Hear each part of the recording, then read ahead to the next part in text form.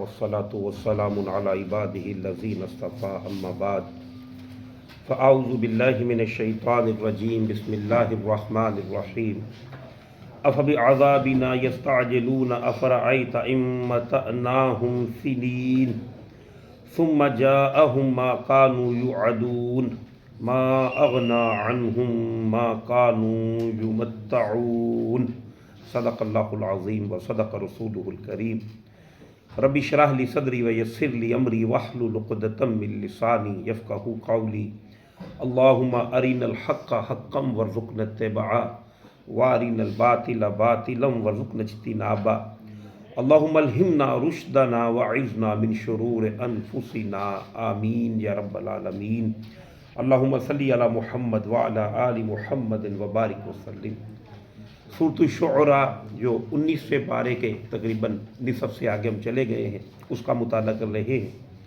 یہ مکی سورہ مبارکہ ہے اور حضور صلی اللہ علیہ وآلہ وسلم پر مکۃ المکرمہ کے بالکل آخری ایام میں گویا سن 10، 11 یا 12 نبوی کے اندر جو ہے نازل ہوئی ہے۔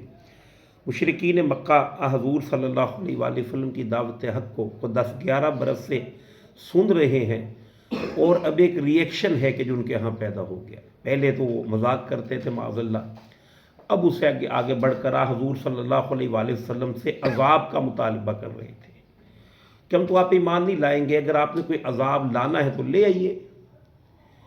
اسی سینس میں اللہ سبحانہ و تعالیٰ نے 6 قوموں کے واقعات نقل کیے، وہ ہم نے پڑھے ہیں۔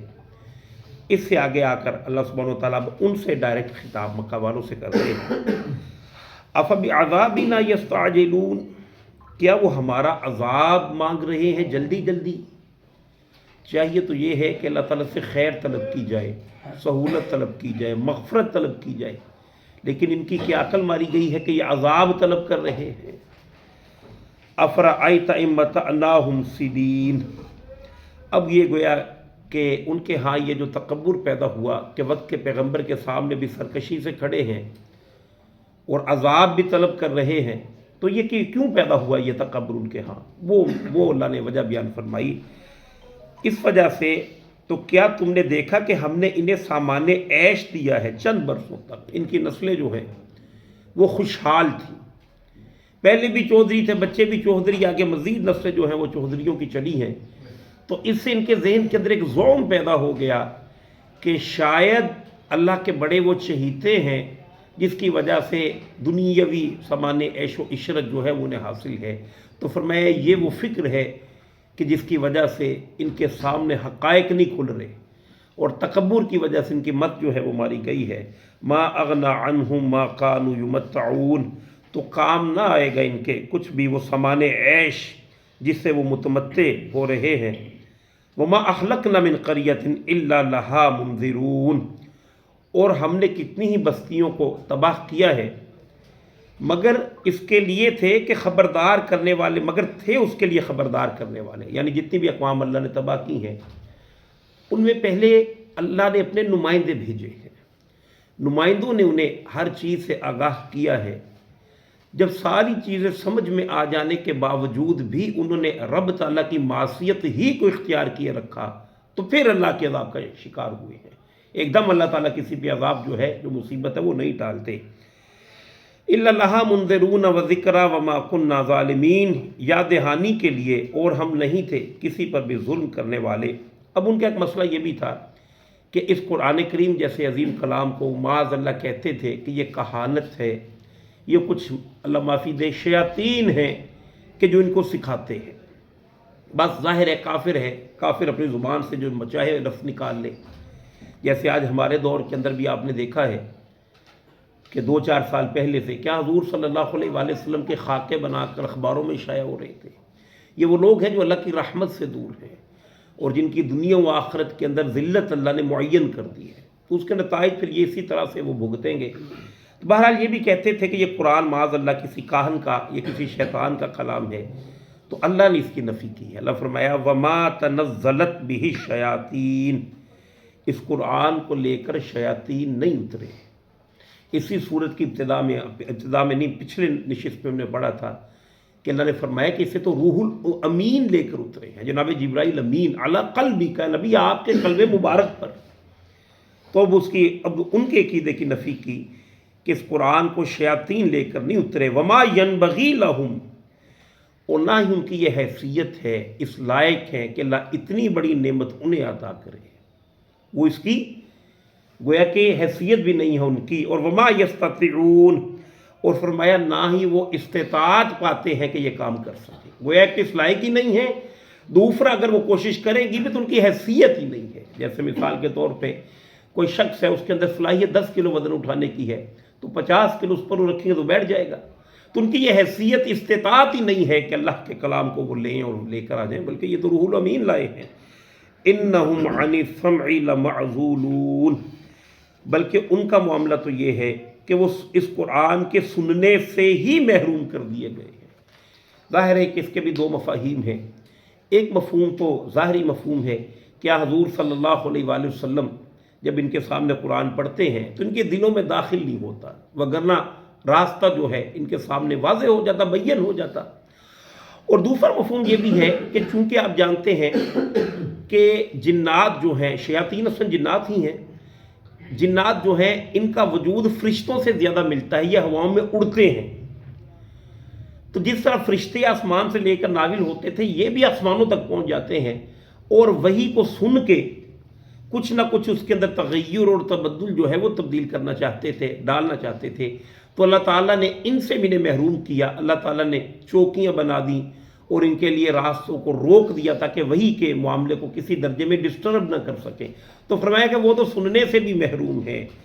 اب حضور ان سے خطاب کر کے حضور صلی اللہ علیہ وآلہ وسلم کو ڈائریکٹ خطاب کیا ہے، فَلَا تَدْعُوا مَعَ اللَّهِ إِلَٰهًا آخر، تو پس نبی آپ اللہ سبحانہ و تعالیٰ کے سوا کسی دوسرے معبود کو مت پکاریے گا۔ ظاہر ہے کہ حضور صلی اللہ علیہ وآلہ وسلم سے تو اس کا گمان بھی نہیں ہے، یا آپ صلی اللہ علیہ وآلہ وسلم کی وساطت سے ہم لوگوں سے اللہ تعالیٰ کا حکم ہے کہ اللہ تعالیٰ ہی کی ذات کی عبادت و بندگی جو ہے وہ کیجیے گا، اور کوئی اس کے لائق نہیں ہے۔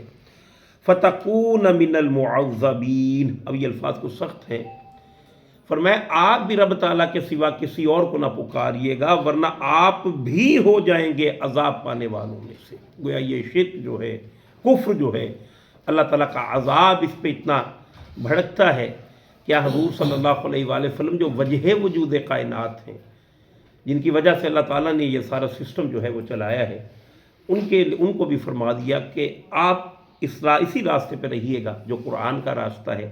اور میں نے پہلے کہا کہ حضور سے یہ گویا کہ کسی درجے میں ایکسپیکٹڈ بھی نہیں تھا کہ آپ اس طرح سے کریں، آپ کی وساطت سے شرک کی شناعت و گندگی جو ہے وہ ہمارے اوپر اللہ تعالیٰ نے ایکسپوز کی ہے۔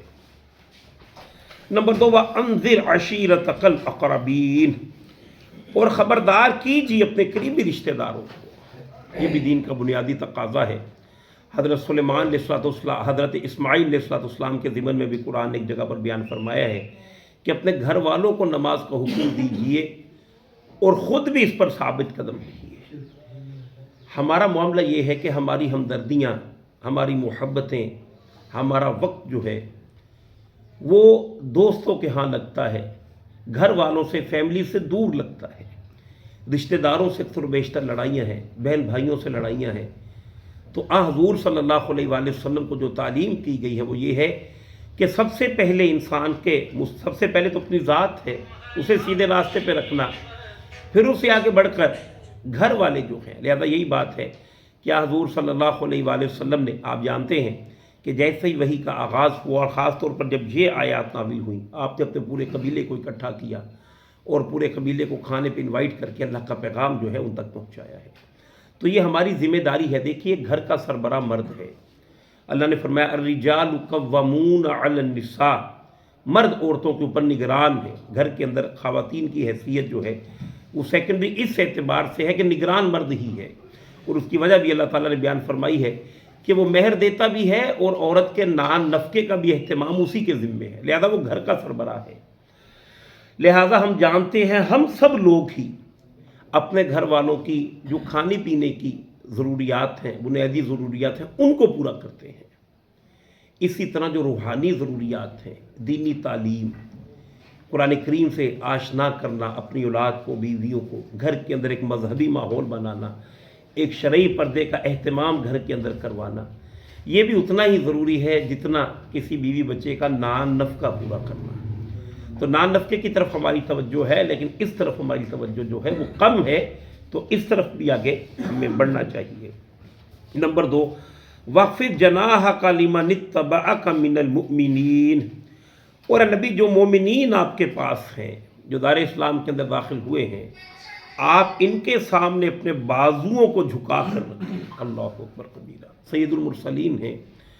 حضور صلی اللہ علیہ وآلہ وسلم کے پاس ابتدائی طور پر جو لوگ دائرہ اسلام کے اندر داخل ہوئے ہیں، ان کی اکثریت غربا کی تھی. وہ اس سوسائٹی کے پسے ہوئے طبقات تھے، لہٰذا انہیں عزت کی نگاہ سے نہیں دیکھا جاتا تھا، انہیں ہلکا سمجھا جاتا تھا. اللہ نے فرمایا کہ اگرچہ کہ سوسائٹی کے اندر یہ لوگ ہلکے سمجھے جاتے ہیں، لیکن آپ پر ایمان لانے کی وجہ سے اب یہ وزنی ہو گئے ہیں. لہذا ان کے سامنے آپ بھی ذرا محبت کے ساتھ ان کے ساتھ پیش آیا کیجیے. فَإِنْ عَصَوْكَ، ہاں اگر آپ پر ایمان لانے والے جو ہیں وہ آپ کی نافرمانی کریں، فَقُلْ إِنِّي بَرِيءٌ مِّمَّا تَعْمَلُونَ، تو فرما دیجئے کہ بے شک میں بری ہوں اس سے جو تم کر رہے ہو. وَتَوَكَّلْ عَلَى الْعَزِيزِ الرَّحِيمِ، اور نبی بس آپ بھروسہ کیجئے اللہ پر کہ جو العزیز یعنی زبردست اور الرحیم یعنی بہت زیادہ رحم فرمانے والا ہے. الذی یراک حین تقوم. اللہ اکبر. اور فرمایا وہی اللہ عزیز اور رحیم جو دیکھتا ہے آپ کو جب آپ کھڑے ہوتے ہیں رات کو نماز کے لیے. حضور صلی اللہ علیہ وآلہ وسلم پر اللہ تعالیٰ اپنی عنایات کا اظہار فرماتے ہیں. ظاہر ہے کہ سارا دن آپ صلی اللہ علیہ وآلہ وسلم لوگوں کے ساتھ انٹریکشن کرتے تھے، اللہ کا پیغام سناتے تھے، سیدھے راستے کی طرف بلاتے تھے. اس کے نتیجے میں کم لوگ تھے جو آپ کی بات کو مان جاتے تھے. معاذ اللہ کسی نے پاگل کہہ دیا، کسی نے مجنون کہہ دیا، کسی نے ساحر کہہ دیا، کسی نے مسحور کہہ دیا. تو فرمایا ان ساری کیفیات سے ہم واقف ہیں، ہم دیکھ رہے ہیں، آپ ہماری نگاہ میں ہیں. ایسا نہیں ہے کہ اللہ تعالیٰ نے کہیں آپ کو چھوڑ دیا ہے، آپ کا مقام و مرتبہ بلند ہے، لہذا اسی وجہ سے آپ پر یہ آزمائشیں جو ہیں وہ بھی آئی ہیں. وَتَقَلُّبَكَ فِي السَّاجِدِينَ، اور آپ کا چلنا پھرنا بھی سجدہ کرنے والوں کے درمیان. إِنَّهُ هُوَ السَّمِيعُ الْعَلِيمُ، بے شک وہ اللہ سبحانہ و تعالیٰ ہے ہی سب کچھ سننے والا اور سب کچھ جاننے والا. سورہ الشعراء کی آیت نمبر 220 تک ہم نے پڑھا ہے. یہیں سے انشاءاللہ لذیذ پیر کو دوبارہ پڑھیں گے. وآخر دعوانا ان الحمد للہ رب العالمین. وجزاکم